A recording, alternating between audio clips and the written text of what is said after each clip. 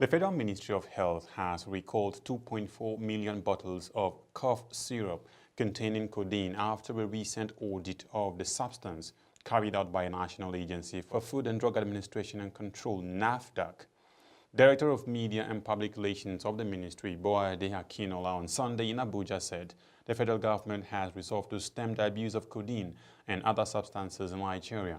Akinola also stated that the ministry has recently received the final report of the 22-man stakeholders committee set up by the ministry to address the worrisome menace of codeine abuse in Nigeria. She quoted the Minister of Health, Professor Isaac Adewole, as saying the audit trail and subsequent recall of the substance was part of recommendations of stakeholders committee set up by the ministry to address codeine abuse in Nigeria. The minister said the committee members were drafted from a broad spectrum of the health sector in collaboration with relevant agencies as part of pharmacovigilance and renewed effort to monitor drug distribution channels and sanitize the system.